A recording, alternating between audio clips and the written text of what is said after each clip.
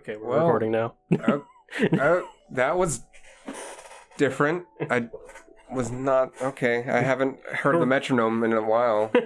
That brought back some really interesting... Is it traumatic for you? A little bit traumatic. I mean, I guess it's a good segue into our current conversation. So, welcome to Bound by the Scene. This is a BDSM podcast hosted by yours truly, Bound by... Tentacle Bound. What the fuck is wrong with me? Yeah, who are you? I don't fucking even know. I've been managing the new Twitter account that just got live, so nice. Go and follow that. It's at Bound by, or Bound Scene, excuse me. And we're also with Spirit.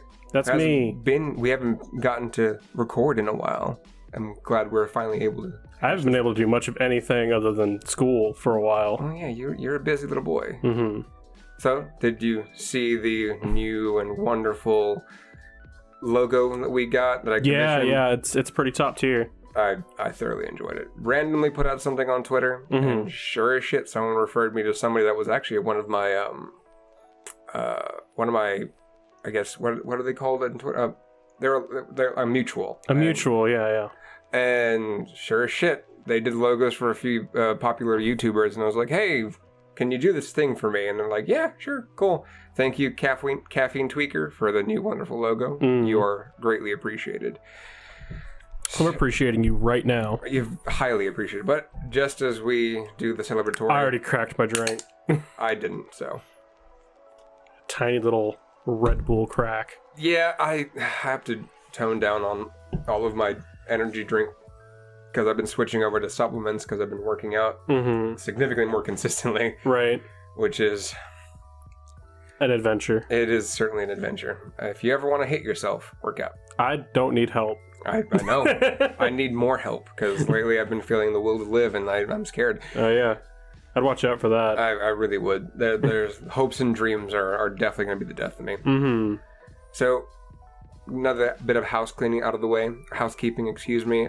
Thank you, everybody that's subscribed. We're now at 16 subscribers on YouTube. 9 on Pornhub.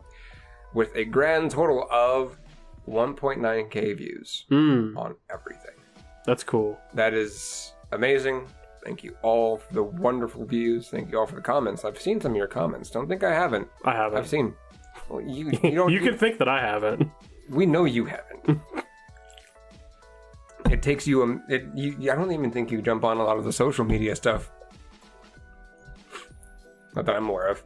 I'll see our new Instagram stuff, and I mainly see us talking to people on Twitter, but never anything for the thing. Yeah, I need to get better at that. Well, because for other projects I've been on, that's been my job, so it's nice to not have to do that. Hey, no worries. I'm also looking at building us a website so I can get this on like Apple Podcasts and Google Podcast.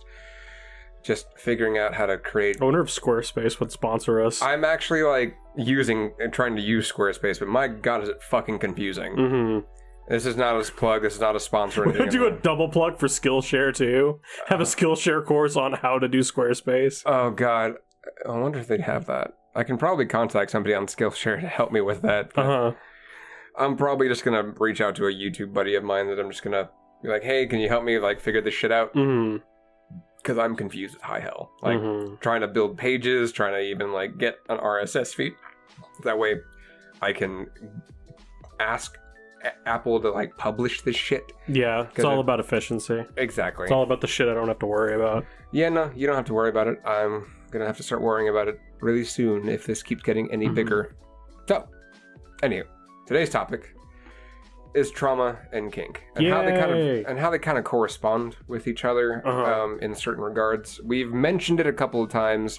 One thing I remember is one of the episodes we mentioned little space and like how regression is a form of like way to cope with some forms of trauma and all that stuff. This is going to be like how trauma can be some of the gateways into kink and how to kind of like rekindle and capture certain aspects of your life and be like, okay, well, I used to get hit as a child or I used to get emotionally abused in certain regards. Now that no longer happens, but now I want that part of my sexuality or something. I've seen a lot of that. Yeah. And I have that part into myself too. I mean, I have a good, an unhealthy amount of nerve damage on top of a whole bunch of other sexual issues that may or may not get discussed in a future episode. Who the hell knows? But I've seen it a lot with... Tentacle Bound's tragic past at 10K views. It had 10K views, yeah. Once we get to that point, we will go through my anime backstory. We'll see how that goes. But I've seen this play into a lot of different dynamics, whether you're being sadistic, whether you're being masochistic, whether you're being a dominant or submissive, whether you're doing little space, puppy space.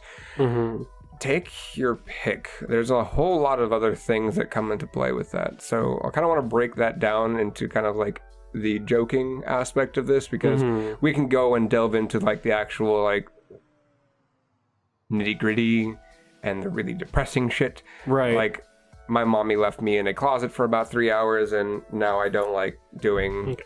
Well, the first thing I'm going to do is be angry at vanillas for a minute. Because there's this widespread assumption in, like, the vanilla community, the people who gateway in with stuff like 50 Shades think that trauma is a prerequisite for kink. Yep. And it is not. And I want to avoid, first of all... avoid the idea that you need trauma as a gateway to get into kink. I think it enhances the kink experience for a lot of people, but I don't think... They don't really correlate. Yeah. They correlate, but they don't causate. Okay. Right? There's a lot of things that would make them happen in common, but it's not like a circuit. It's not like you plug it in and it gets power. No, you're completely right. That's one of the biggest jokes that the vanilla community will always say is like, oh, you have to be damaged to enjoy kink. It's like, no, some of us or weren't. Like if you have trauma but your trauma doesn't play into your kink experience, a lot of people who aren't in the scene will assume that you're into the kink experience because of the trauma, even when the two aren't related at all. Yeah, and that is a level of toxicity that we do not need, considering that we're in the current level of toxicity. We won't go there, but my goodness. Or like a System of a Down album. Yeah, there's toxicity under the city, under our city. Well, what are you on in the world? I'm sorry. But I was just going to see how long you were going to go. Not that far. Not that long, because my brain is a bit mush right now. Your brain is made of Jell-O. My brain is Shake's empty can with 2 dice in it. Rattle, rattle, rattle. Yeah, that's what happens. You got a 3. At least it wasn't a nat 1. Right. So all jokes aside, you don't necessarily have to have any traumatic experiences or anything of that sort. Some of us come into it kind of organically. I'm one of them, where I did something stupid when I was a kid and kicked the shit out of a PVC pipe and found out, oh, these gave me tinglies. And now I didn't have the vocabulary for it. And then it kind of just grew into and turned into an exploratory thing.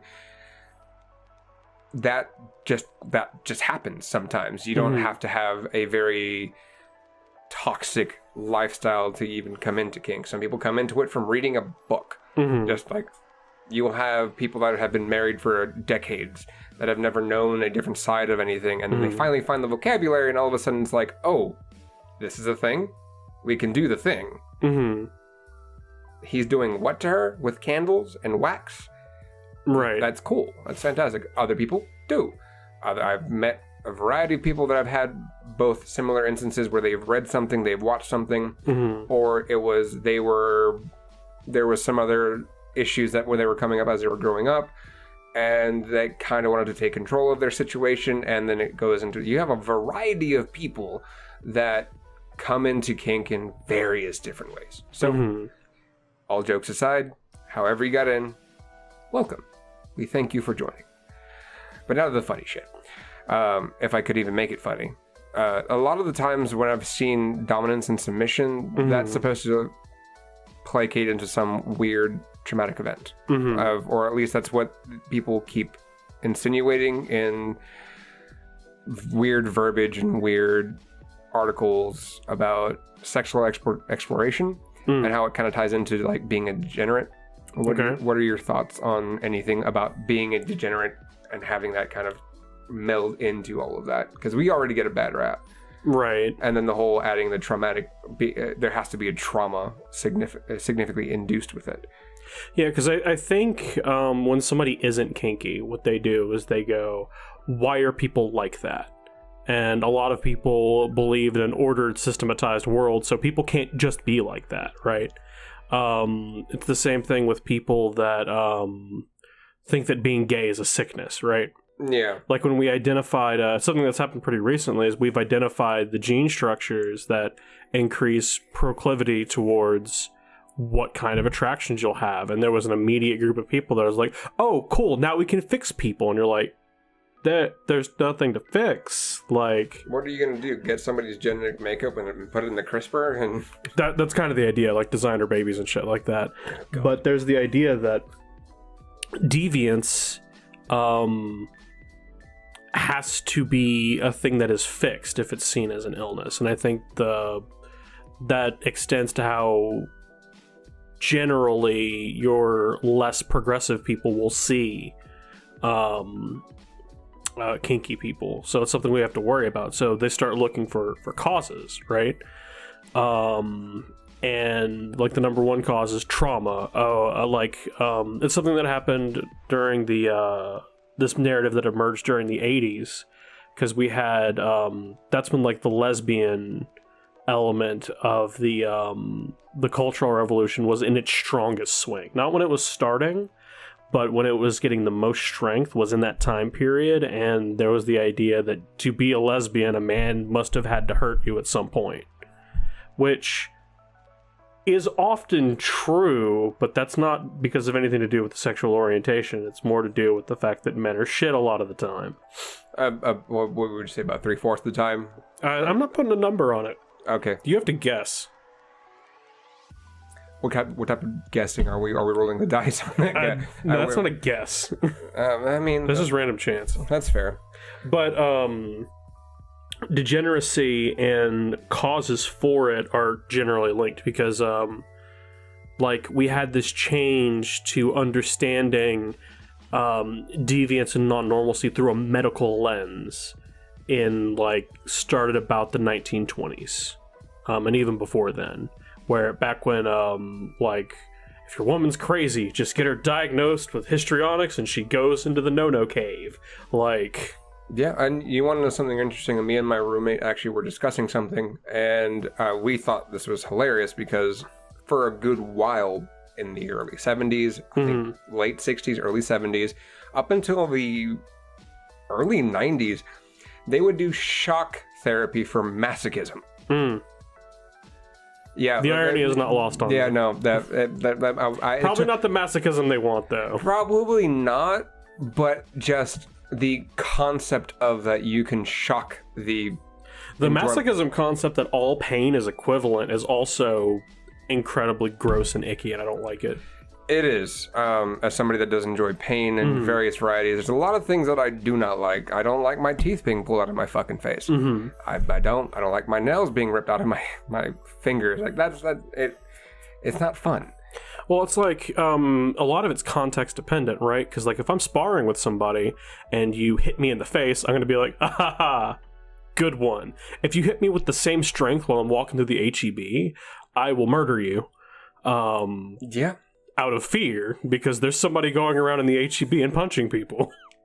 That context clues. The stimulus is the same in both situations, but the reactions are extremely different, right?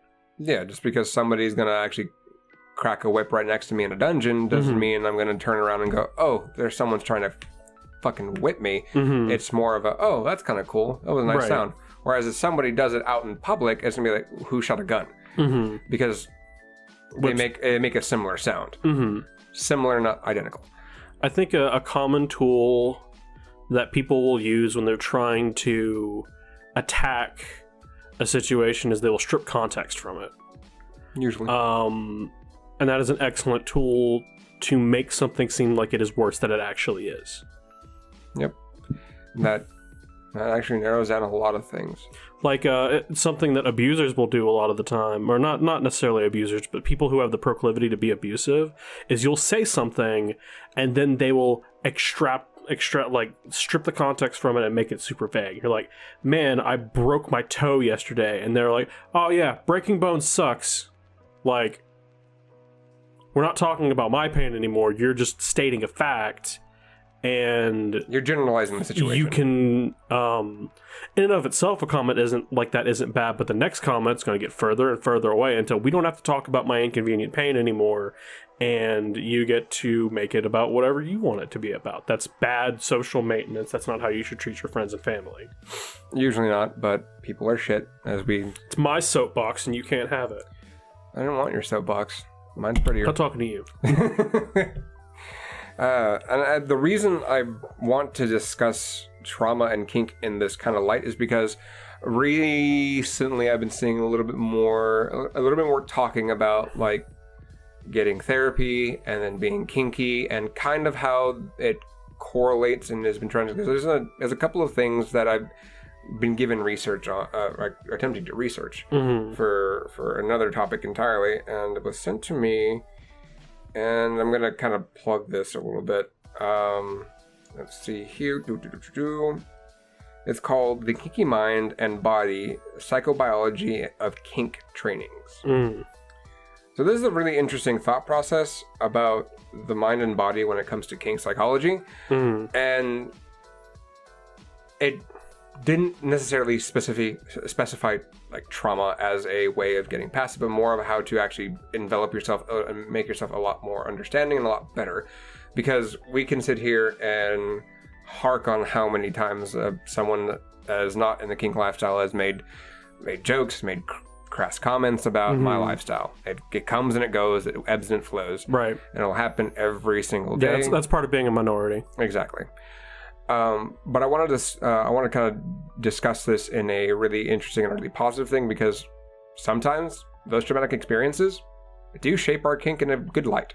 They really do. Sometimes it turns out to be a healthy way of getting through all the crap. Because I know for a while after like I got out of an abusive relationship, that mental process and that Stockholm syndrome that I was involved in stuck with me for a while. Right. And being kinky alleviated a lot. Right. It allowed me to be a lot more personal, allowed me to be a lot more open with the fact that I am this way. I am like this. This is now enjoyable again. As opposed to, well, I'm not going to do anything. I'm not going to look anywhere. At that point, that relationship warped my fucking mind. And now, being a lot more open, obviously now that it's all over the internet, it's turned into a lot more of a positive thing. Yeah. So there's this thing in narrative psychology. This is Dan McAdams. He's got this thing called the reclaiming narrative, which is the idea that you use a kind of storytelling method with yourself to take a thing that was really bad in the past and recontextualize it and be able to reclaim it for yourself. But sometimes this process can be assisted by secondary elements that act as kind of the fulcrum for this reclamation, right? Yeah. And so like if we're talking about like a classic tale, if you got a hold of Excalibur and used it to reclaim your kingdom from the dragon, when the dragon's gone, you don't get rid of the magic sword. You have a magic sword now. So you have used this thing to reclaim your headspace, and now the tool you use to help yourself isn't having to do all the work of saving you and can just be used for what you enjoy. So there's an entire mechanic where you get part of your life back that was gone because of the trauma that happened to you. And I think that's a thing that a lot of kinky people worried about. Well, if I go to therapy and heal, will I still enjoy this? Will I still be able to have this relationship? That's a legitimate thing to worry about. It is. Like, you know, if my entire relationship is predicated on I have a dominant that is taking care of me, when he doesn't have to take care of me anymore, does it go away? Does it go away? Yeah, not all dominants are he's. There is a he in this hypothetical situation. And there are some cases where, yeah, it will change. Because the people that you need around you to heal may not be the people you need around you to flourish. A lot of the time they can be the same people, but not always. but it's also not a thing you'll be able to tell before it actually happens, so I wouldn't worry about it. Usually. It comes and it goes. It's ever changing, and it's a term that we like using in kink is evolving. Like things will inherently change. Right. Like if I would have gone to therapy probably a bit sooner, certain things would have probably been alleviated a lot faster. Probably even some things now would have been alleviated faster, and it may have adjusted how I think about certain issues in kink, sure. But that's ultimately for you to decide as a person if you go down that route. And a lot of that comes into also, I don't know if it comes into a lot of the masochistic or the sadistic points of view, because that's a lot of external, unless you're doing emotional sadism and emotional masochism. That's a whole different ballgame. And that does placate into certain things, because we travel into consensual non-consent. Most of the, well, not most of the time, a good majority of the time, I've had people talk to me about them wanting to like the whole reclamation aspect of their a traumatic event, like a rape or anything. They want to get past that by having it done again. Right, they're trying to give themselves immersion therapy. Yeah. And sometimes it is used, sometimes it isn't. A lot of times when it's not in a strictly CNC concept or consent or non-consent, it's a cathartic scene where somebody gets played until they're just crying. They're crying it out. I wouldn't know what that type of therapy would be called as far as like beating it out of you. Yeah, it's not really a thing. I don't really think that's a thing. I think it's just a kink thing, catharsis. So, well, catharsis in general is like an endpoint, but there's not really a method that points to it. Some people use long showers. Some people use late night soapboxes with ice cream. Other people take a beating within to an inch of their life and then start crying. It varies from person to person to person. So there's a lot of really interesting facets that go based on, okay, we have certain people that use reclamation as a traumatic, as a way to get through it through immersion therapy. You have other people that do it through catharsis. And then you have others that go into dynamics that act as caregiving, emotional support, and everything in between. And then you have the people like me that tend to joke about it a lot and kind of try to get through it and try to learn and try to do all these other different facets and things. What are something that you've tried, if you have ever, or have you ever been put into a situation like that with a traumatic experience? Like had traumatic experience? And utilize like maybe kink or utilize something else to kind of like get through it? I had a lot of, it probably translates the most for me to my, my love languages, because like I have a lot of trauma based in neglect and a lot of trauma based in, getting yelled at a bunch as a very small child, and a lot of trauma related to having to fight a lot when I was growing up. So basically the kind of spaces that are made in, kinky places are very healthy for me, because when you have slow burn trauma like that isn't necessarily pinned down to big transformative events, it will more often manifest as like trait anxiety. So basically anything that treats my anxiety is really good for me. And like acts of service is my primary love language. So if somebody's letting you do an act of service for them, most of the time they approve of you. And it's really easy for me to read when I'm being played with stuff like that, right? Okay. So like when I did my sub training, that was a huge good thing for me, because I could basically just turn off my brain, do the right instructions, and get approval, which is not something that had ever existed in my life before. That would do it. I think as far as from myself is concerned, I wouldn't. Well, no. I think in a way, acts of service is a type of my love language, other than time. A lot of that involved like, so for me, when I was coming out of that headspace of being really, really battered and broken by a bad relationship, it turned into time and acts of service. And the acts of service, quote unquote, was me learning my craft and someone getting something out of that. Like me learning how to do rope a lot better while I was tying one specific person over and over and over again. And that became time. That helped me get through certain portions of that. And then it turned into me being a service top for a while. And that was good, but also kind of not healthy, because merry-go-round top, it's not really fun for long periods of time. It's great when you're beginning, so you get a lot of practice in. That also sounds like it's satisfying specifically social psychological needs, because your psychological needs are autonomy, competence, and relatedness. So you could do what you wanted. You got really good at that sort of thing, and you could demonstrate it. And you had a community of people you could deal with. So that's like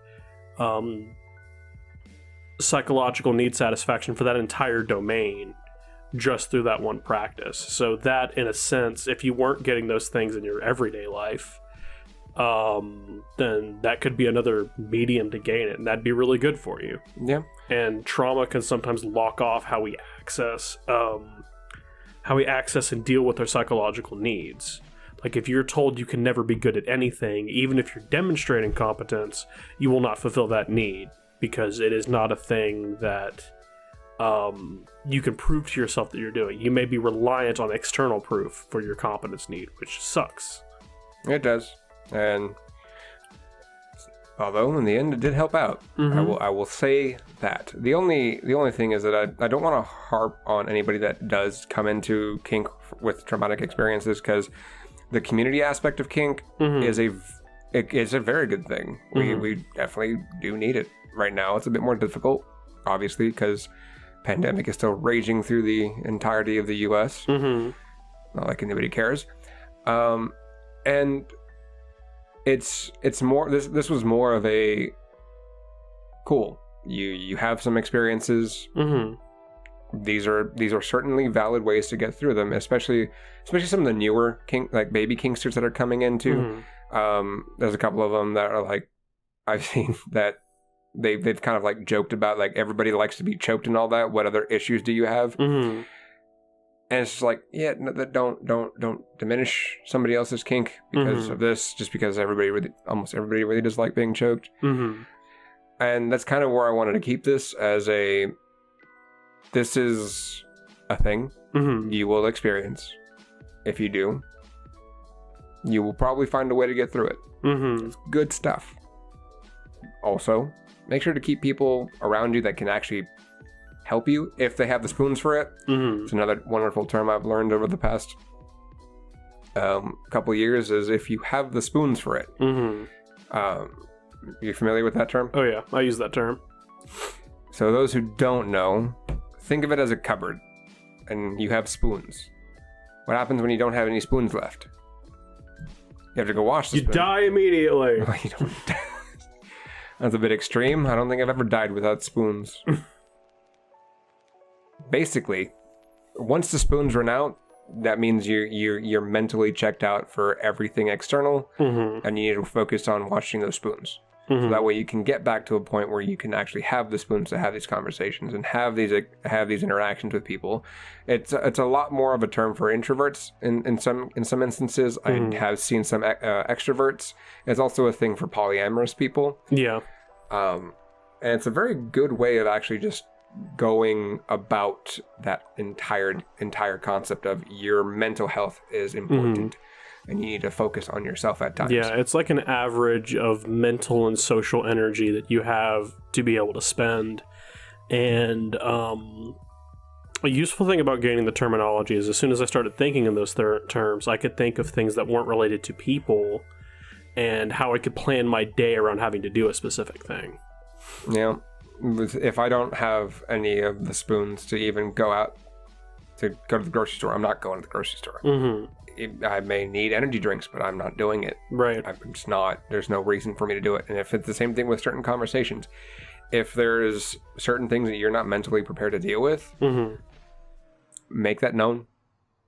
If someone knows the vernacular as well, the vocabulary or the terms, that you don't have the spoons for this right now, but come back at a later date, That's also an appropriate response. Mm-hmm.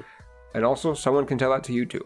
Yeah. I have been told that they don't have the spoons to deal with my shit. So it's all placating into healthy, psychological, kink life and everything. Mm-hmm. So, well, the point of kink is kind of life enrichment, like any subculture. You go into it because you're like, well, the way things are right now is not great. I know a way, and then you go do that way, and that way is the subculture. Subcultures are a very, very nice thing. I try to picture my life without being in this subculture, and it's kind of bland, kind of boring. Is there other subcultures I'm involved in? Sure, but this one has gotten me a lot more than I was ever intending it for it to do. Mm-hmm. It has benefited my life in certain ways that I can't even begin to list. I could, unfortunately, I haven't kicked my way as far into the subculture because, like, I'd put in like a year into learning rope and done like maybe 1 or 2 events, and then the plague happened. Yeah, that plague really did a number on everything. There was a lot of events and a lot of things that I was planning on going to, and it kind of just fucked all of that up. Mm-hmm. I had really good photo shoots lined up. I had conventions, and just everything kind of just went to hell in a handbasket. Mm-hmm. So hopefully by this time next year, everything will be back up and running. Mm. Don't know if it will, or the world may burn, or the world's already burning. Look at California. Well, the fires kind of just got put out. I think. Give it 10 minutes. Yeah, it's California. It's a boy. Please don't do a gender reveal like that. No, there was a Twitter post. Someone. It's a squid. It's a squid. Mm-hmm. What are you doing? You're playing with the cord. Playing with my cables. Your cables. Someone like reformatted someone's tweet, and it said it was supposed to be President Trump, and it's like, Melina's pregnant. I'm gonna nuke North Korea for the gender reveal. It's like, what? Wow. I don't like that. I don't like that at all. That's no bueno. Yeah, please don't do a gender reveal like that. Just grab a balloon, pop it with confetti in it. Just do that. It's easier. Nothing big, nothing crazy. Why would I tell other people about my kid's dick? Or not dick. I don't know. I don't know why people are so fascinated with that whole concept. That just kind of creeps me the fuck out. It's a weird thing. Yeah. No, thank you. Please, just keep it to yourself. My child's gender is squid. My child gender is flying spaghetti monster. Mm. I think that's an appropriate Lovecraftian type thing. I think. I don't know. I don't have kids. I think that concept was invented explicitly to mock Lovecraftian ideas. I believe so, which makes it even more Lovecraftian. Not really. In the current climate, anything is silly and supposed to be taken as a slight to anything else, I think. I do rope because I don't like the way people do rope here. Right. And that's just kind of how things go. I think, actually, that's about all I wanted to talk about today. Unless there's trauma? About trauma. I mean, this was supposed to be a lighter episode because a light episode about trauma. A light episode about trauma. Yeah, we're getting back into the swing of things, or attempting to. Both of us are relatively busy. And I just wanted to throw out an episode about something a little bit more lighthearted and to kind of get people a little bit more comfortable in their skin when they're transitioning into this concept, because you're going to hear a lot of people talk a lot of weird shit about, why are you kinky? Right. Who hurt you? Who touched you inappropriately when you were younger? And that kind of bullshit, you're going to get it. Yeah. You can tell people that you don't want to talk about that. Yeah. That is an option. They're not going to kick you out of the group. If they do, you don't want to be in that group. Yeah. This is just another way for you to go, yeah, no, I don't have the spoons to deal with you, or the spoons to deal with this conversation. And that's just how you do it. I mean, it's just life. We didn't even talk about trauma from kink. Well, that can be a different episode. I was going to say, I think that one's going to be saved for something different. I wanted to injuries, and I think injury and kink, permanent damage and kink will probably be another episode because I think physical injury and kink should be an episode, and I think abusers in the kink community should be an episode. I agree, and that's kind of why I wanted to save that on that topic, because if we delve into the psychological traumas of kink right now, that's a lot. Because you have partners that you've been with for a long period of time, and then you find out they've done something rather terrible to people that are in your immediate friend group. I can list the myriad of things right now, and that would turn this episode to really dark really fast. Right. And I don't want to scar people right now. Right. In 2 episodes, sure. That will have an actual like full-on trigger warning in the beginning of it, and everything. A little side note. That if at certain points in this, we're going to be talking about really heavy stuff. Right. And the physical damage and kink we can go into in next episode, because that one I have a good story on my end for that one. Actually, most riggers do. There's a saying as far if whenever you're a rigger, it's not if you will drop someone, it's when. So we'll look forward to that conversation. I know that there should be an interview that I'll be doing in the coming week or so to kind of fill up some space. We're gonna be talking to some. Well, I'll probably, I don't know if you're up to having someone here to discuss kink with. I can do that. If not, I can grab one of the mics and take it to the house. So it's really up to you. It's your personal space. I don't want to have anybody encroach that you are not familiar with. Yeah, that sounds good to me. Fair enough. And at this point, that's everything we have to talk about. So, auf Wiedersehen, au revoir, Jenny. We'll catch you next time. Peace.